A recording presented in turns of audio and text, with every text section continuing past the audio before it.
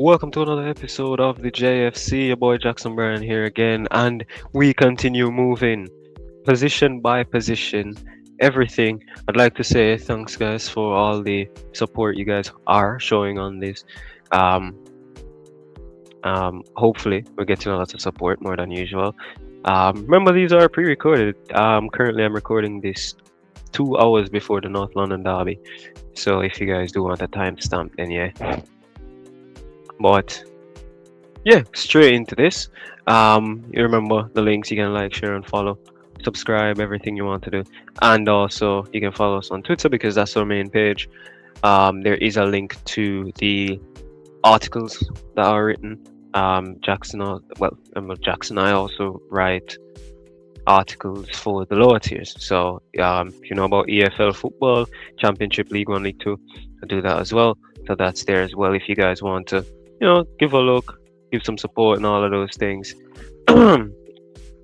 However, we'll move into our topical statements. Now, last week it was centre backs. This week it's left back. At this point, you guys are gonna get 6 videos in probably 6 days. Uh, for yeah, when the time is when we look at the time and how to get these out, word was that a week before the game against New Caledonia, the squad would be announced. So yeah, we're gonna have to get these videos out very quickly. Um, but yeah, left back. Is it a problem? Is it not? Let me hear you guys' thoughts. Obviously, Greg Lee starts there. We've got other recruits that have come in. I mean, at the last international break, Rico Henry was there. Some people, and I'm hoping to see in the comments, if the Amari'i Bell video, or at least when we go back live, we'll just talk about that. But Amari'i Bell as a centre back, I want to see how you guys actually think of that, rather than him as a left back. But is it somewhere we can improve? Now, yes, look, there are a lot of quote unquote legacy players, that's the term that's been given to them. And there are quite a few, everybody knows that. For example, Ashley Young, Kyle Walker, Ryan Bertrand, people like those could have represented the country, but they didn't. Currently, the best person I think as a left back could be Archie Brown, who plays for Fenerbahce. He's not gotten his Jamaican passport, so don't want to throw him in and say, hey, he's an option or anything like that. For us, though, we're going to need to be looking for now and the future. Like, people think, and I hope I didn't kind of insinuate this in the other 2 videos, but people think that when I'm talking about these positions, you guys are thinking long term or anything like that. And I don't mean long term because obviously for the right backs, for example, Ian Frey, Max Aarons, Tavon Gray, they can play there. But I never mentioned them. I intentionally never mentioned any of them because I'm just thinking for now, like for New Caledonia, right? I could have even mentioned Maitland-Niles, but I'm only thinking for now and who's in and around the squad and who has appeared before. So just to let you guys know. But we will start with our first option for the left back area, none other than the man Greg Lee. Now, Greg is already our starting left back. Greg has been doing this for years now, right? He's been doing it consistently. He's filled in at right back every now and again as well. He's very good, Greg Lee. Let's not look at him like he's a scrub. Greg, however, over the past few game weeks has not been getting game time. Yes, he's been injured, but before that, he wasn't playing much either. Jack Curry looks to took his chain already. Look, when we talk about Greg, and we always have the pros and cons on the ticker at the bottom of the screen. We talk about a strong fullback. He's not an overlapping fullback, which that's a con, attacking threat. But Greg Lee, he can put a cross into the box. He can defend. He can mark one-on-one. He does have the back post and everything, right? You never really, and I don't know if it's just me, because I don't watch many Oxford United games. Most times they clash with other games that I do want to see that are a bit more interesting. But when I see Greg for Jamaica, he's very composed. He never looks like you can press him and get him off the ball like Andrea Pirlo or Lisandro Martinez of current day. And that's what I just look at and I'm like, he's a good player. However, if he does want to still be our fullback going forward, he's gonna need to show more attacking endeavor. You see, as cons up with fitness as well.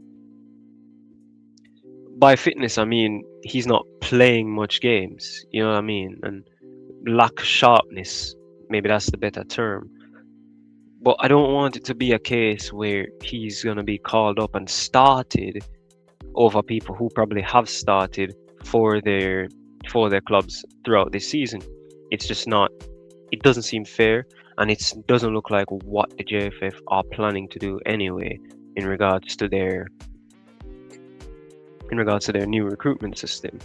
But option one, Greg Lee is there, and we move along to the second option. This man has recently joined the squad. It is Rico Henry. Now, Rico Henry plays for Brentford, as we all know. What I can remember is when Southgate was still in charge, he was inches, I'd say, away from being England's left back. Then he got that horrible ACL injury or knee injury, and then he switched to Jamaica.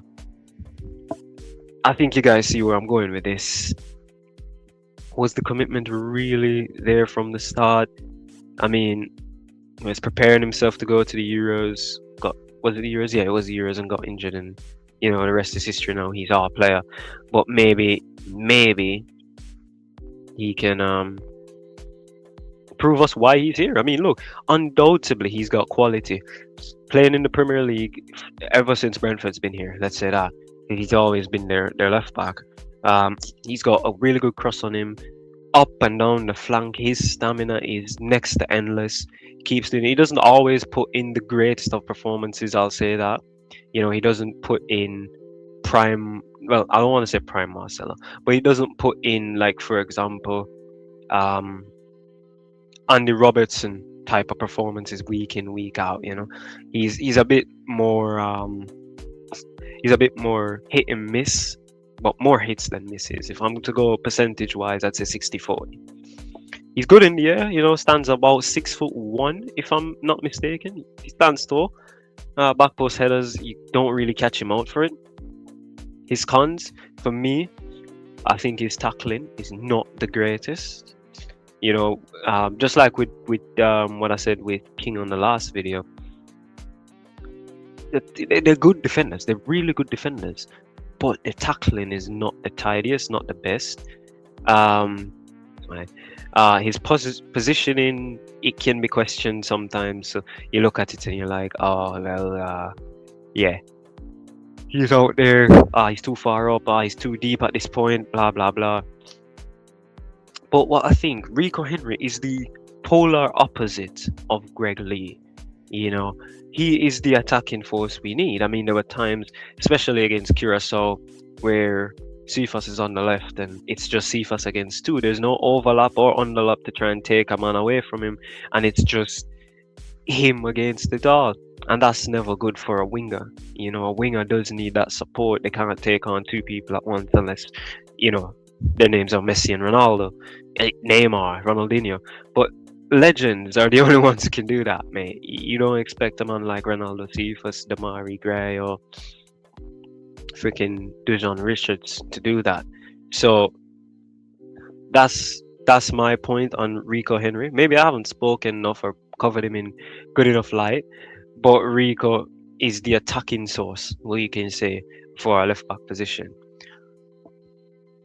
Now, speaking of attacking, the next option, and let me tell you, if you're a fan of the JPL, you're gonna love this. Now, he's not a JPL player currently, but you are going to love to see this man as an option, and that's Ronaldo Webster. Ronaldo. I think it is Ronaldo, but it's already been done, and I'm not going to change it. For about 2 seasons now, I've been actually begging for Ronaldo to be in the squad. When Bell was still as a left back and Lee came in, I was like, yeah, but let's bring in Webster now because we know that Bell can play centre back now. We can start that transition, and it just never seemed to happen. Now, it does need to happen at this point because when you look at it, Ronaldo Webster going forward, I mean, firstly, he's got blistering pace. He's got magnificent pace. He is a real Jamaican when it comes to pace, right? His crossing ability is great. His passing is excellent. His creativity, his tackling, everything. Name it as a left back, he's got it. The only thing he doesn't have is international experience at this point. Currently, at least at the time of recording, Ronaldo Webster, out of all these options, has the most assists, right? I think he's got 3 assists in the Conference League. I think he's got 3 more in the Macedonian League, currently in a title race. I mean, look, people talk about that. He was in the Champions League qualies.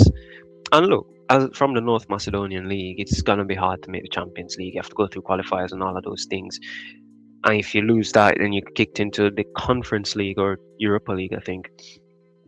So you look at it and you're like, it's going to be very, very hard. Now, there potentially is a move for him in the summer.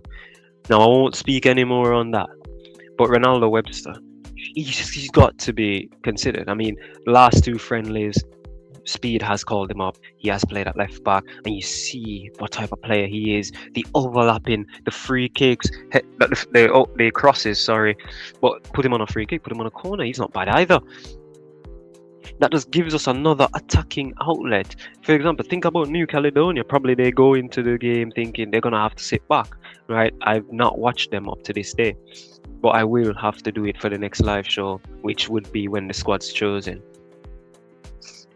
And you look at that and you're like, okay, this is what's going to happen. They're going to sit back and they're going to be like, okay, let them come on to us. While you only have, for example, Bailey and Gray and Nicholson up top, while you have probably a midfield runner like Bobby Reed or John Russell, and they're just sitting back, 2 banks of 4, probably 4-5, then you're like, are we gonna get through? Then all of a sudden, there's this lightning quick man who just flew past everyone, and guess what? The banks are now shifting.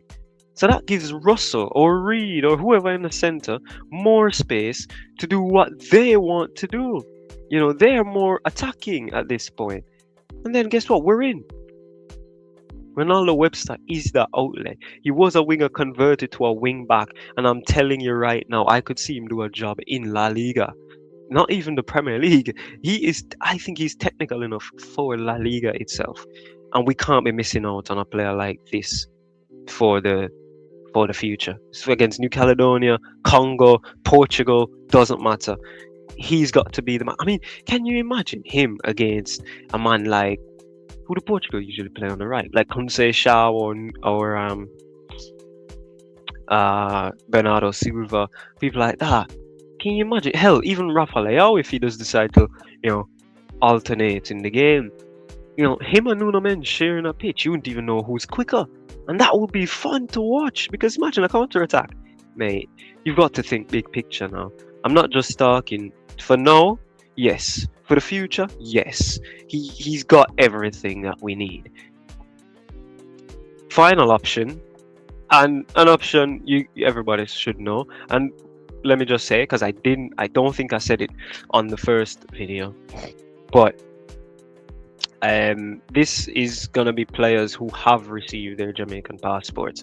So even though, for example, Archie Brown or let's say Maitland-Niles and people like that, Reece Nelson, can represent Jamaica, they can't be included because they don't have their passports. I can include Mason Greenwood. You just have to wait for the striker video, which I'm gonna record right after this, actually, to know who I'm gonna pick for striker or winger. But we're moving on to the final one here, and this is a player who recently got his passport or is in the process of getting his passport. Should be done by early March. It is none other than the Rangers fullback Max Aarons. Now, before, Jax, yo, is alright back in the dog. You should have put him there last with your blah blah blah. Yeah, yeah, yeah, yeah, yeah. I know. Right back. However, the thing with Max Aarons is, at the time I recorded that video, it's not that I forgot Max Aarons, but I was thinking he doesn't start at right back much for Rangers. Obviously, that's because of Tavernier. I'm not saying he's played out of position. I'm saying there's a better player in his position. And if he wants to start, he can do it at left back, which he has done, I think, twice this season. In the Europa League, scored goals, or he scored a goal, got some assists. He's got excellent passing. He's been playing in the top flight for God knows how long. From remember the days at Norwich, then Bournemouth. He went to Valencia. I think it was last season. Now he's at Rangers. Fortunately for us, he's Jamaican. He's chosen us, and there's a big chance he could be selected for the next international break. And I'm telling you, they're going to love it, Rangers, to have a fullback like that with international experience, because Tavernier, he's English, and he's got virtually no chance, which I don't understand, by the way. I don't know why James Tavernier doesn't have a chance in the England squad when, I mean, Trippier is his number one, mate. Trippier is your competition. You should be able to make it. But focusing on Max, look, passing, the experience level for a player that's only, if I'm not wrong, 26 years old, tackling wise, he's excellent. Pace, he's quick. He's not lightning like Ronaldo or Rico that we spoke about, but he's got pace. He can keep up with your wingers. The only problem with him, in my opinion, is his aerial ability, and that's just based on his physical build and everything like that. He's not built as a back post header winning strike fullback or anything. Max could be the difference, right? There was some years ago, I don't remember what channel had put it up, or else I'll give them the shout out, but they were thinking about Max Aarons as the future left back for the country, which is something I didn't see into. Well, I'm seeing it now, because we're gonna play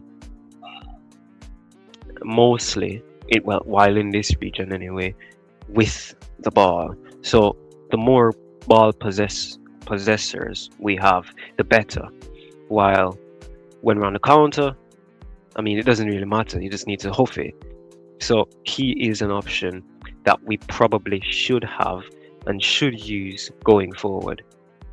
Max Aarons, we've looked at him, we've looked at Webster,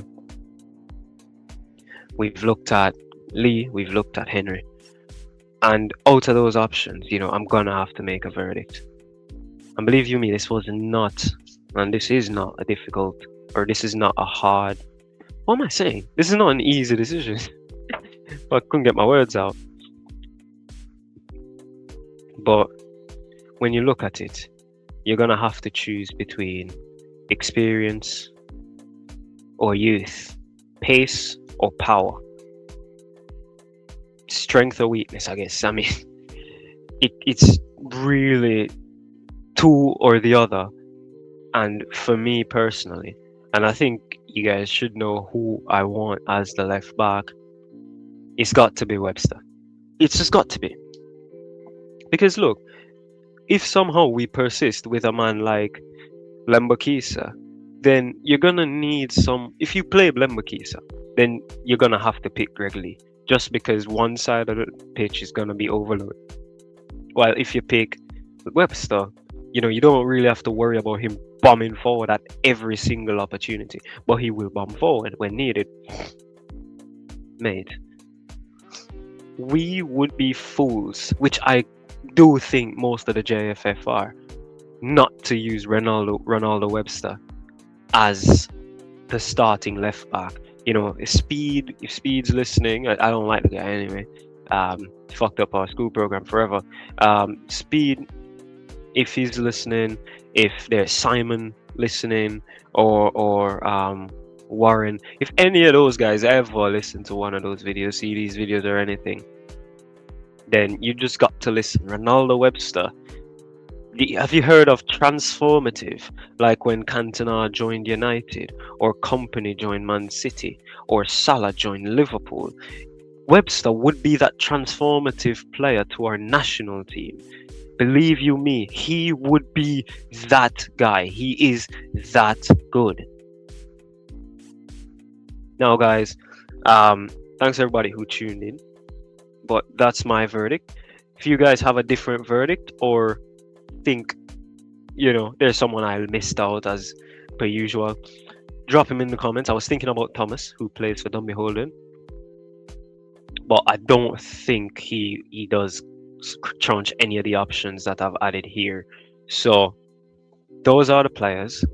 You make a decision, guys. Who do we need as our starting left back against New Caledonia, Congo, and potentially further beyond? Because we're gonna have to think about going forward. We're gonna have to think about it. It's not gonna be Greg Lee, Amari'i Bell,